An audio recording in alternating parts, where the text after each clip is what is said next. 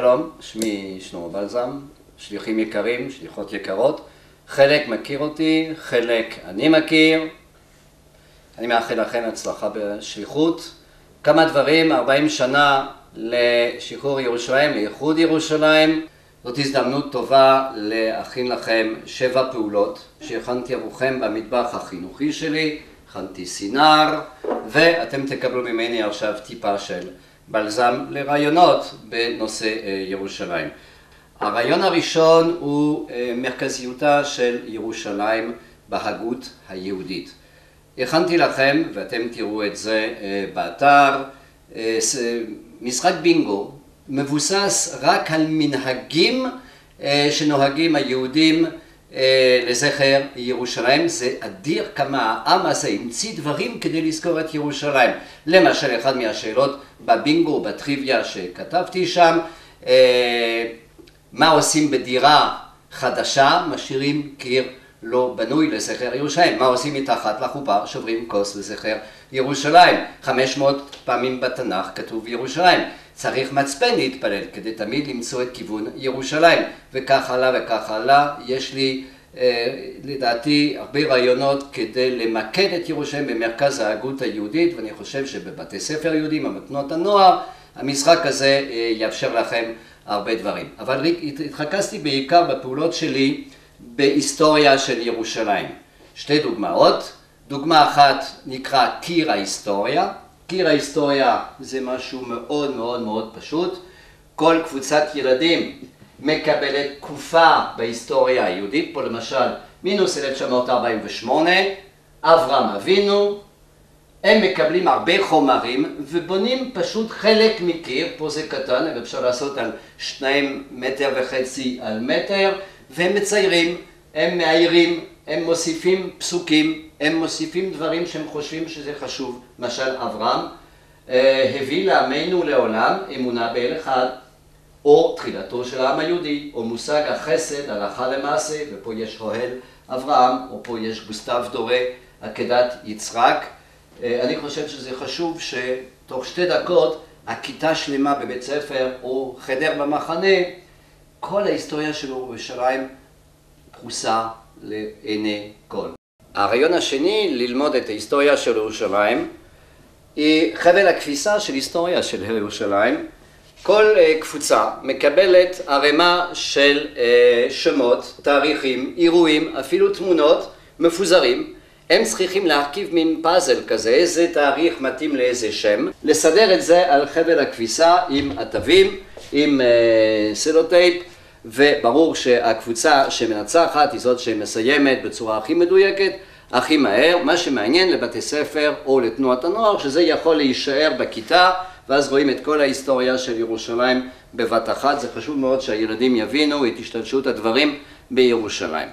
ואנחנו נעבור עכשיו לפעולה הבאה, שבקשר לא בדיוק להיסטוריה של ירושלים, אלא למציאות של היום בירושלים.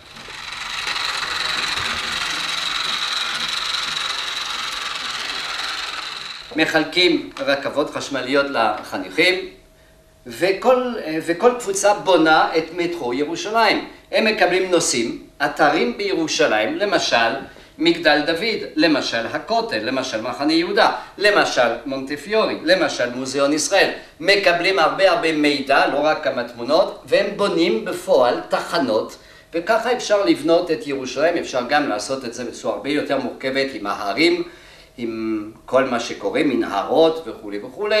עוד רעיון, כל קבוצת חניכים מקבלת מפה של רחובות ירושלים, והם צריכים לחפש שמות מיוחדים, למשל שמות של רבנים, למשל שמות ערבים, שמות נוצרים, שמות של אנשים אישיים בינלאומיים. מה האופי של ירושלים על פי הרחובות שלה, ולפי הרחובות גם להגיד לי מי חשוב בירושלים.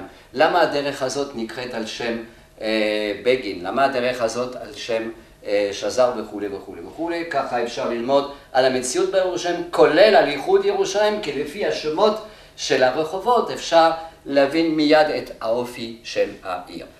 והדבר האחרון זה 2 פעולות הרבה יותר מורכבות שהם מדברים באמת על ייחוד ירושלים ושואלים שאלות. הפעולה הראשונה היא נקראת קפה דילמה. כולם מכירים את קפה דילמה, אני לקחתי את זה מתנועת גשר, שאני מאוד מכבד אותם, שלום חבר'ה של גשר. המנחה או המדריך מחופש עם פפיון למלצר, האנשים יושבים בצורה של בית קפה, והם צריכים פשוט לקבל תפריטים. המלצר מחלק תפריט. מהם התפריטים שלנו? שירים של יהודה עמיחי.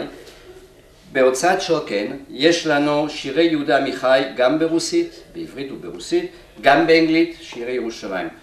כל קבוצה שיושבת על שולחן של הבית קפה שלנו מקבלת תפריט, שזה שיר אחד של יהודה עמיחי, דנה בשאלות מנחות שאני נתתי לכם באתר, ואחרי 10 דקות רבע שעה מקבלים שיר אחר. השירים של יהודה עמיחי שואלים הרבה שאלות על ירושלים, כולל ירושלים מחולקת, מאוחדת, כולל המשמעות של ירושלים בעיני היהודים, בעיני הדורות, בעיניו כניצול שואה. והפעולה האחרונה נקראת עושים עיתון בירושלים.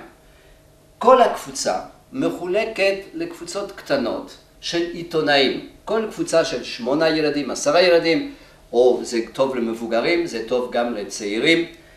הם מערכת עיתון, והם צריכים לעשות עיתון על מלחמת 6 הימים, וללכת לראיין כל מיני דמויות.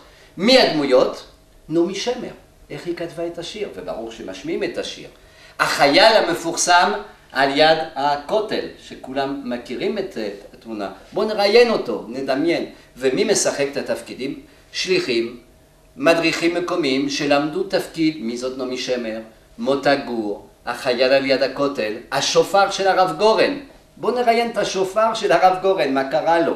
הילדים הולכים לראיין את הדמויות האלה, או בתוך בית הספר, או בתוך מחנה, או בתוך התנועה, וכותבים אחר כך מה שהם רשמו, ועושים עיתון של מלחמת 6 הימים.